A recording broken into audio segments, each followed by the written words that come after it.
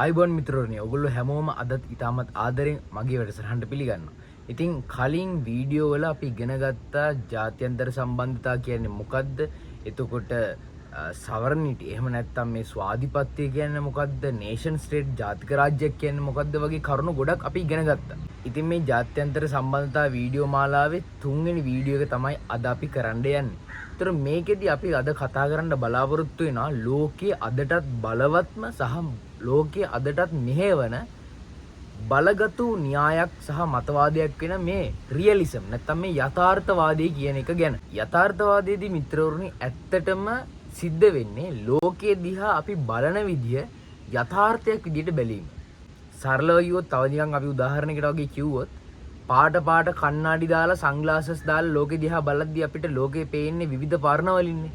ඇත්ත පේන්නේ නැහනේ ඇත්ත වර්ණේ. ඉතින් යථාර්ථවාදය කියන්නේත් අන්න ඒ වගේ. රියලිසම් කියන්නේත් අන්න ඒ වගේ. ලෝකයේ තියෙන සැබෑ తත්වය. සැබෑ තිත්ත ඇත්ත දිහා බලන දැක්මට අපි කියන යථාර්ථවාදය කියලා. ඒ කියන්නේ සාමාන්‍ය කණ්ණාඩි දෙකක් දාලා. එහෙම නැත්නම් කණ්ණාඩි දෙකක් දාන්නේ නැතුව ලෝකෙ දිහා ඔයා ලෝකේ තියෙන ඇත්ත වර්ණය. ලෝකෙ දිහා ඇත්ත විදියට ඔයා බලනවට අපි කියන යථාර්ථවාදී ඇසකින් ලෝකෙ දිහා බලනවා කියලා. යථාර්ථවාදය ගැන කතා කරද්දී අපිට තියෙන ප්‍රධානම තේමාව තමයි මේ බලය සහ පැවැත්ම සඳහා දේශපාලනය කියන තේමාව. මේ රියලිසම් නැත්නම් මේ යථාර්ථවාදය කියන දේ තේරුම් ගද්දී ජාත්‍යන්තර සම්බන්ධතා තුල මේ විෂය තුල ප්‍රධාන කරුණු තුනක් ගැන මේ විෂය හදාරන ශිෂ්‍යයන් සහ මේ විෂය ගැන ඉගෙන ගන්න කට්ටිය ફોකස් කරනවා. පළවෙනි කාරණාව තමයි මේ යථාර්ථවාදී මතවාදයේ තුල ප්‍රධාන නළුව රාජ්‍යය කියන එක. සරලව කිව්වොත් මේ ජාත්‍යන්තර ලෝකයේ තුල මේ ගෝලීය පද්ධතිය තුල බලවත් සහ තීරණාත්මක එකම ආයතනය වෙන්නේ මේ රාජ්‍ය කියන එක තමයි මෙතනදී අපි පැහැදිලි කරගන්නේ. ඒ කියන්නේ ඔය মালටිනේෂනල් කම්පැනිස්, බහුජාතික සමාගම් මේ හැම දෙයකටම වඩා ත්‍රස්තවාදී සමාගම් මේ හැම එකටම වඩා මේ රාජ්‍ය ස්ටේට් කියන එක තමයි most powerful actor කියන එක තමයි අපි මෙතනින් කතා බහ කරන්නේ. රාජ්‍යවල ස්වෛරීභාවය මෙතනදී අපිට ගොඩාක් හයිලයිට් කරලා කතා කරගන්න ඕන. දෙවෙනි කාරණාව තමයි ලෝකයේ අරාජිකයි කියන කාරණාව. ඉතින් මේ දෙවෙනි කාරණාවේදී ලෝකයේ අරාජිකයි කියන එකෙන් අපි හඳුන්වන්නේ ඇත්තට මිත්‍රවරුනි මේ ලෝකයේ හැම වෙලෙම යුද්ධ යනවා, මිනිස් ඝාතන යනවා. මේක මේ ඉන්න හොඳ නැති තැනක් කියන එකම නෙමෙයි. මෙතනදී ඇත්තම අදහස් කරන්නේ මේ ලෝකයේ පවතින රාජ්‍යයන් ඉහළින්දලා පාලනය කරන්න එක් ආයතනයක් නැහැ. දැන් රටකට ආණ්ඩුවක් ඉන්නවා, අධිකරණ පද්ධතියක් තියෙනවා. රටක් පාලනය කරන්න පුළුවන් ආයතන තියෙනවා. නමුත් මේ ලෝකයේ තියෙන රාජ්‍යයන් ආයතන පාලනය කරන්න ඉහළින් ආණ්ඩුවක්, ලෝක ආණ්ඩුවක් නැහැ. ලෝක පොලිසියක් නැහැ. ඉතින් ඒක තමයි මේ අරාජිකත්වය කියන එකෙන් අපි අඳුනගන්නේ. ලෝකේ හැමෝටම තමන්ගේ ආරක්ෂාව තහවුරු කරගන්න වෙලා තියෙනවා. ලෝකේ තමන්ගේ ආරක්ෂාව තහවුරු කරගන්න ගමනේදී හැම රටකටම සිද්ධ වෙලා තියෙනවා තමන්ගේ රටට අවශ්‍ය ආයුධ ආරක්ෂක ක්‍රමවේද හදාගන්න. ඒක සමහරකට තවත් රටකට ත්‍රෙට් එකක් නැත්තම් අභියෝගයක් විදියට පේන්න පුළුවන්.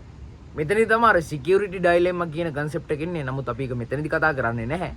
නමුත් ලෝකයේ අරාජිකයි කියන දේ තමයි මේකේ තියෙන දෙවෙනි කාරණාව යථාර්ථවාදය. තුන්වෙනි කාරණාව තමයි මිනිස් ස්වභාවය ආත්මාර්ථකාමී කියන කාරණාව.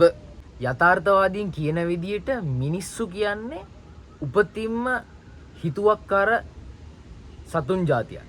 සරලව කිව්වොත් බලය සහ පැවැත්මෙන් පුදුම තරංගයක් දෙමින් ජීවත් වෙන සත්තු జాතියක් තමයි මේ මිනිස්සු කියලා කියන්නේ.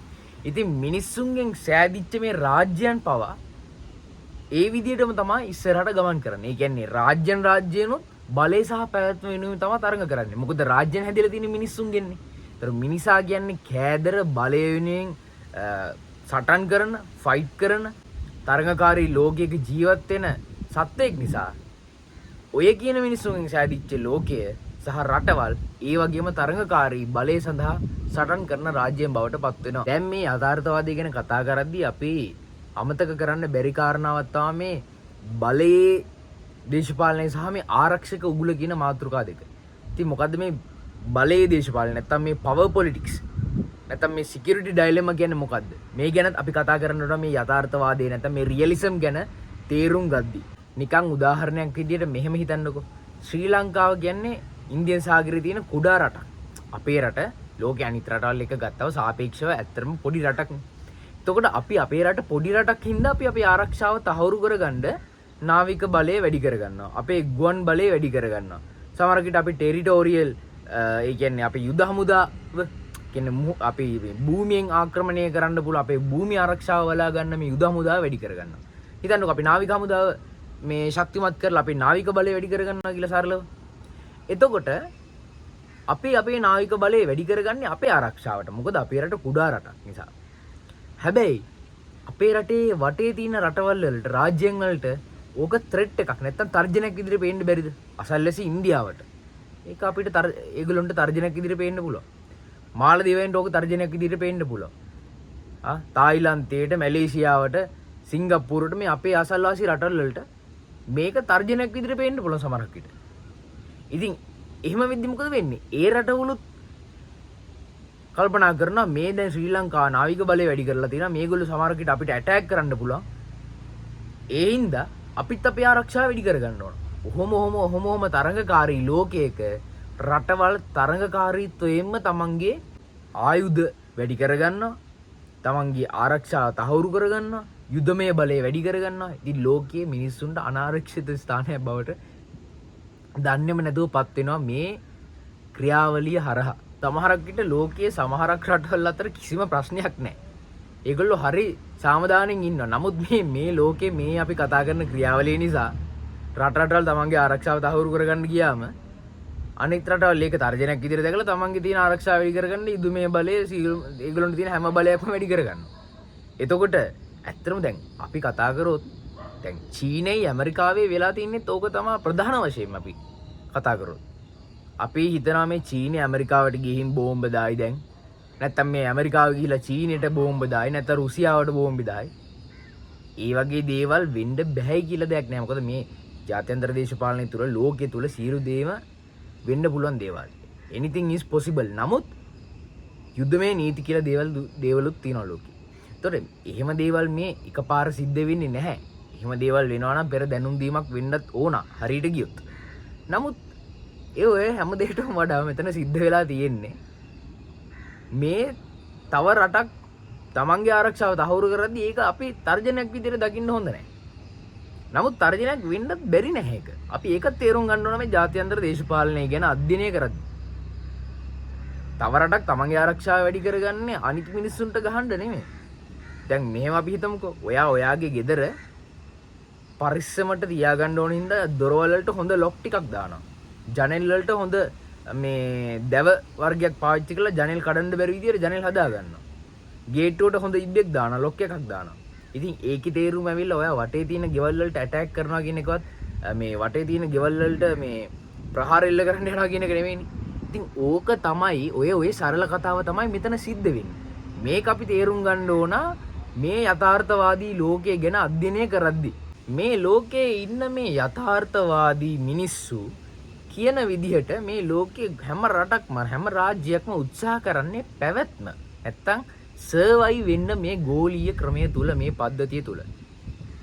ඉතින් මේ ගෝලීය පද්ධතිය තුල සර්වයිව් වෙන්න නම් මිනිස්සුන්ට අනිවාර්යෙන් තමන්ගේ ආරක්ෂාව තහවුරු කරගන්නත් සිද්ධ වෙනවා. ඒ වගේම තමන්ගේ රටේ නැෂනල් ඉන්ට්‍රස්ට්ස් එහෙම නැත්නම් මේ ජාතික අවශ්‍යතා සාක්ෂාත් කරගන්නත් අවශ්‍ය වෙනවා. තමන්ගේ රට විදියට තමන්ට තියෙනවානේ මේ අවුරුද්දේ අපි මේ දේවල් ටික කරගන්න ඕන, ඊළඟ අවුරුදු 5දී අපි මේ දේවල් ඇචීව් කරගන්න ඕන රටක් විදියට ගිහලා. අන්න ඒ දේවල් ළඟා කරගැනීමේ හැකියාවක් තියෙන්න ඕන.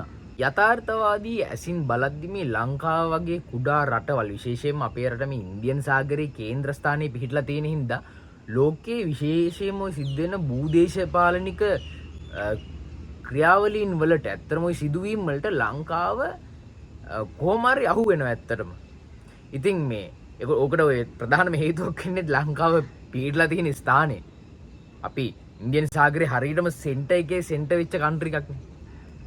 හරියටම ලෝකේ සතර දිසාවටම මුහුදු මාර්ග වලින් සම්බන්ධ වෙලා ලෝකේ ආර්ථිකයේ භාගයක්ම හැන්ඩල් වෙන්නේ අපේ ලංකාව තියෙන තැන්නේ. ලෝකෙන් 20%ක් 25%ක්ම ඔයිල් ට්‍රාන්ස්පෝර්ට් වෙන්නේ අපේ මුහුදු මාර්ග හරහා. ඉතින් ලංකාව ලෝකයේ මොන ප්‍රශ්නයක් වුණත් ලංකාව ඈතකින් හරි සම්බන්ධ වෙනවා. මේ යථාර්ථවාදීන් ඇත්තටම අපිට කියලා දෙන අවසාන පාඩමක් තියෙනවා. ඒ කියන්නේ තමන්ගේ රටේ ජාතික ආරක්ෂාව තහවුරු කරගනිමින් ඒ වගේම තමන්ගේ ආර්ථිකයේ තියෙන ස්වාධීනත්වයත් පරිස්සම් කරගනිමින් ලෝකේ තවත් මේ ඉන්න ලෝකේ අපිට වඩා බලවත් රටවල් එක්ක ප්‍රවේශම් සහගතව කටයුතු කරන්න පුළුවන් විදේශ ප්‍රතිපත්තියක් අනුගමනය කරන්න කියන එක තමයි මේ යථාර්ථවාදීන් ඇත්තටම අපිට කියන්නේ. හරි. ඉතින් මේ යථාර්ථවාදී ගැන වීඩියෝ එකේ අවසාන මිනිත්තු කිහිපෙට අවිලා ඉන්නේ. ඉතින් මේකේ සරල සාරාංශය තමයි හැංගීම් වලට වහල් වෙන්නේ නැතුව ජීවිතයේ හැංගීම් වලට වහල් වෙන්නේ නැතුව ලෝකේ දිහා යථාර්ථවාදී ඇසකින් බලන්න. තමන්ගේ රටේ ජාතික ආරක්ෂාව, ආර්ථිකයේ තියෙන ස්වාධීනත්වය, ජාතික අභිලාෂ වෙනුවෙන් කැප කරන්න පුළුවන්, ඒව ළඟා කරගන්න පුළුවන් ක්‍රමයක් හදාගෙන ඒ වෙනුවෙන් වැඩ කිරීම. ලෝකේ අනිත් රටවල් එක්ක තරහ කරගන්න නැතුව ඒ රටවල් එක්ක බැලන්ස් එකේ අපි කොහොමද යන්නේ? ඉතින් මේ දේවල් ගැන යථාර්ථවාදී හැකින් බලන්න. බොරු ෆැන්ටසි ලෝකෙක ඉන්න එපා කියන කාරණාව තමයි මේ යථාර්ථවාදය නැත්නම් මේ රියලිසම් කියන මතවාදයෙන් ලෝකෙට උගන්වන්නේ. ඉතින් ඊළඟ වීඩියෝ එකෙන් අපි ඇත්තටම කතා කරන්න බලාපොරොත්තු වෙනවා ලෝකයේ මේ පවතින ලිබරල් වාදී කියන්නේ මොකද්ද? මේ ලිබරලිසම් කියන්නේ මොකද්ද කියන එක ගැන. ඒක තමයි අපි මේ ජාත්‍යන්තර සම්බන්ධතා තුළ අධ්‍යයනය කරන දෙවැනි ප්‍රධානම මතවාදයේ විදිහට පත් වෙන්නේ. ඉතින් තව මතවාද කීපයක් තියෙනවා අපි ඒව ගැනත් කතා කරනවා. ඉතින් මේ අද කරපු වැඩසටහනෙන් ඕගොල්ලෝ ඉගෙන ගත්තේ මොනවද කියන එක කමෙන්ට් කරගෙන යන්න. සහ ඕගොල්ලෝ මේ වැඩසටහනට එකතු කරන්න පුළුවන් මොන හරි තියෙනවා නම් ඒ එකතු කරන්නේ මොකද්ද කියන එකත් කමෙන්ට් සෙක්ෂන් එකේ එකතු කරගෙන යන්න. මට අවශ්‍ය වුණේ මේ ගැන සරල අදහසක් ඕගොල්ලන්ට අරගෙන එන්න. ඉතින් දිගටම මාත් එක්ක රැඳිලා ඉන්න කියලා මම ඕගොල්ලෝ හැමෝටම ආරාධනා කරනවා The Political Web අපේ YouTube channel එක subscribe කරලා Facebook, TikTok, Instagram කියන සමාජ මාධ්‍ය තුලත් අපිත් එක්ක එකතු වෙලා follow කරලා ඉන්න කියලා මම ඕගොල්ලෝ හැමෝටම ආරාධනා කරනවා. ඕගොල්ලෝ හැමෝටම ජයග්‍රාහී දවසක් ප්‍රාර්ථනා කරනවා.